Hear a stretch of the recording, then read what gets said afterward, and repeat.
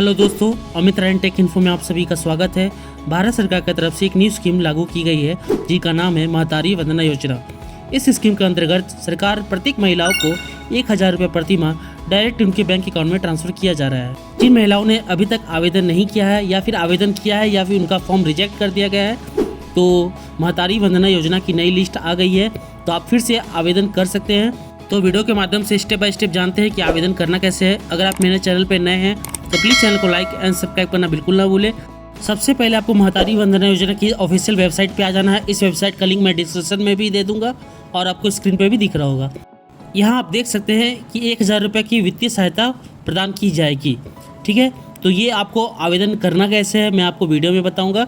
सबसे पहले आपको आवश्यक दस्तावेज, आवेदन करने से पहले आपको इन बातों का ख्याल जरूर रखना है कि आपके पास आधार कार्ड होना चाहिए, ठीक है, और मोबाइल नंबर लिंक होना चाहिए, ठीक है। उसके बाद आवेदन पूर्व तैयारी में आपको क्या करना है कि आपका एक पर्सनल बैंक अकाउंट होना चाहिए। जॉइंट अकाउंट नहीं चलेगा, उस महिला का पर्सनल बैंक अकाउंट होना चाहिए। उसके बाद आपका बैंक खाता जो होता है उसका आधार लिंक या डीबीटी सक्रिय होना चाहिए, ठीक है। ये डीबीटी सक्रिय क्या होगा, डीबीटी लिंक कैसे होगा, इस पर मैंने एक वीडियो बनाया है, आप चाहे तो वहाँ से जाके देख सकते हैं। आपका डीबीटी लिंक होने से ही आपका अमाउंट आपके बैंक अकाउंट में डायरेक्ट ट्रांसफ़र किया जाएगा। अब आपको ऊपर आना है और आपको देख सकते हैं आवेदन पत्र का एक ऑप्शन दिख रहा होगा। इस वाले ऑप्शन पर आपको क्लिक करना है। क्लिक करते ही आपके सामने एक पीडीएफ फॉर्म ओपन हो जाएगा। इस पीडीएफ फॉर्म को स्टेप बाय स्टेप जानेंगे कि भरना कैसे है। बहुत ही आसान तरीका है, तो चलिए वीडियो में जानते हैं। सबसे पहले आप देख सकते हैं आवेदन का स्थान पूछा जा रहा है, ठीक है।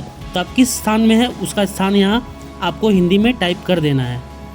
आपको ये फॉर्म हिंदी में है तो आप हिंदी में ही आपको भरना है।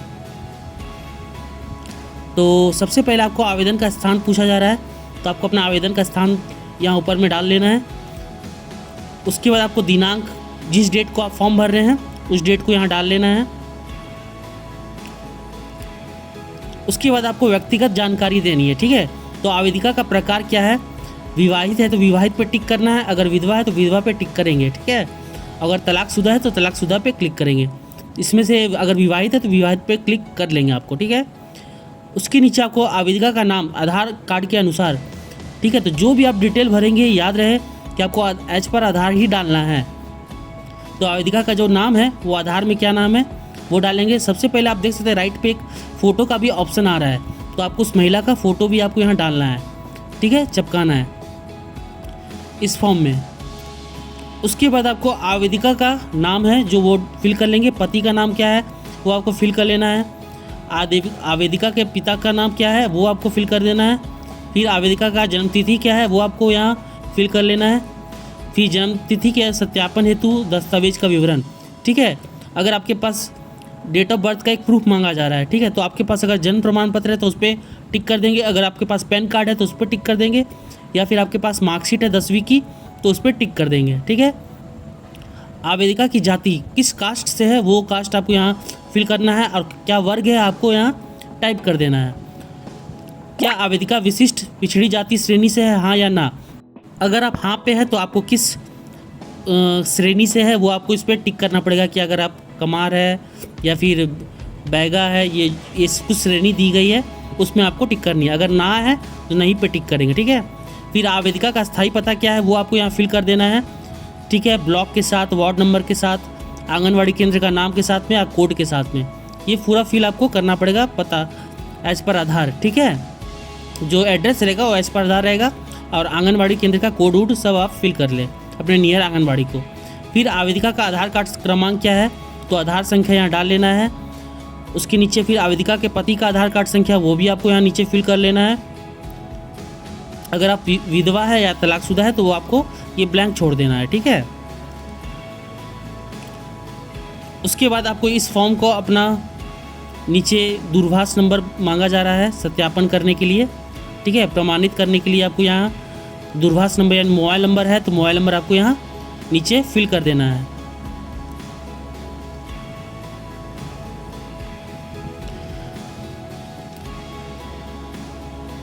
मोबाइल नंबर फिल करने के बाद आपको नीचे आना है फिर से। अब आवेदिका का पैन कार्ड क्रमांक, ठीक है, तो अगर पैन कार्ड है तो पैन कार्ड यहाँ नंबर आपको टाइप कर देना है। राशन कार्ड है तो राशन कार्ड का नंबर आपको टाइप कर देना है। आपके नियर मुखिया कौन सा है वो आपको मुखिया का नाम आपको बगल में टाइप कर देना है, ठीक है। 15 नंबर में बोला गया है कि अगर आपके पति का पैन कार्ड है तो वो भी आप डाल सकते हैं। 16 नंबर में बोला गया है कि क्या आपके परिवार में से किसी का भी सरकारी जॉब है या फिर राज्य सरकार या फिर भारत सरकार में कोई कार्यरत है या कर्मचारी है, तो आपको यहाँ ना डालना है, ठीक है। तो यहाँ बोला यदि नहीं है तो स्वघोषित संगठन पत्र संकलन करें। तो ये पत्र कौन सा है मैं आपको वीडियो के एंड में बताऊंगा कि ये कहाँ से मिलेगा आपको। ये भी आपको यही वेबसाइट से डाउनलोड हो जाएगा, ठीक है। वो भी आपको फिल करके इसी के साथ में देना है। 17 नंबर में बोला गया कि क्या पेंशन भोगी यानी आपको मासिक पेंशन मिलता है कि नहीं, तो आपको यहाँ ना डालना है, ठीक है। अगर हाँ करते हैं तो आपको कितना पेंशन करना है वो भी आपको डिटेल फिल करना है। 18 नंबर में बोला गया है आपके घर से कोई विधायक या सांसद रहा है तो आपको यहाँ ना पे टिक करना है, ठीक है। 19 नंबर में बोला गया है महिला अपना इनकम टैक्स फाइल करती है कि नहीं, ठीक है, तो आपको यहाँ ना पे टिक करना है। उसके बाद आपको 20 नंबर पॉइंट में आपका बैंक खाता क्रमांक संख्या पूछा जा रहा है, यानी अकाउंट नंबर पूछा जा रहा है, बैंक का नाम पूछा जा रहा है और IFSC कोड पूछा जा रहा है। ध्यान रहे दोस्तों कि जिस महिला के नाम से आप आवेदन कर रहे हैं उसका पर्सनल बैंक अकाउंट होना चाहिए, ठीक है। अब आपको कुछ आवेदन पत्र के साथ कुछ दस्तावेज को इसके साथ अटैच करना है, ठीक है। तो आवेदिका का सबसे पहले आधार कार्ड डालना है, उसके पति का पैन कार्ड डालना है, जो आप आवेदन के समय डॉक्यूमेंट दे देंगे उस बॉक्स पे आपको टिक कर देना है, ठीक है। तो अगर राशन कार्ड है तो राशन बॉक्स पे आपको राशन कार्ड बॉक्स पे टिक कर देना है, ठीक है। तो ये सब आपको जो आपके बैंक का पासबुक का कॉपी है वो आपको टिक कर देना है, उसका डेट यहाँ मेंशन कर देना है। उसके बाद आवेदिका का हस्ताक्षर आपको कर देना है। नीचे ये पावती रसीद है वो आपको कुछ भी नहीं करना है, ये आपको रिसीविंग लास्ट में दिया जाएगा, ठीक है।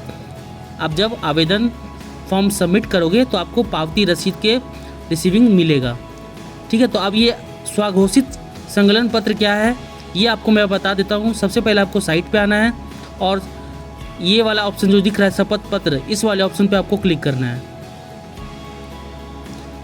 क्लिक करते ही आप देख सकते हैं एक PDF फिर से आपको डाउनलोड हो गया। इसको थोड़ा जूम कर लेते हैं।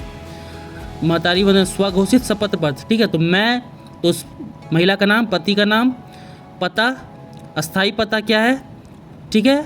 उसमें से जो आपका 1 number 2 number point 3 number point आप भर ले और कार्य क्या है आपके पति का वो आपको मेंशन कर देना है। और आपके कुल वार्षिक आय कितनी है वो आपको, यानी साल में आप कितनी कमाती है वो आपको यहाँ फिल कर लेना है, ठीक है।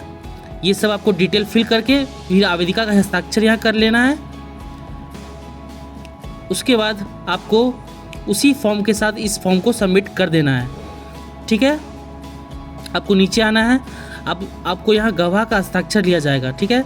तो आपको एक अपने नियर पड़ोसी का कोई भी गवाह का हस्ताक्षर यहाँ ले लेना है।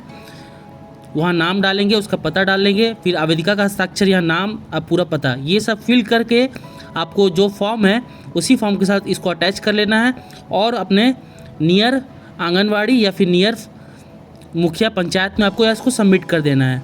फिर वो आपको आपका फॉर्म को आगे प्रोसेस करेंगे और जल्दी आपके बैंक अकाउंट में 1000 रुपये ट्रांसफ़र कर दिए जाएंगे, ठीक है। अगर आपको आवेदन से जुड़े कोई भी प्रॉब्लम हो तो प्लीज़ मुझे कमेंट करें, मैं हर किसी को रिप्लाई करूँगा। वीडियो अच्छी लगी हो तो प्लीज़ चैनल को लाइक एंड सब्सक्राइब करना बिल्कुल ना भूलें। थैंक यू दोस्तों, धन्यवाद।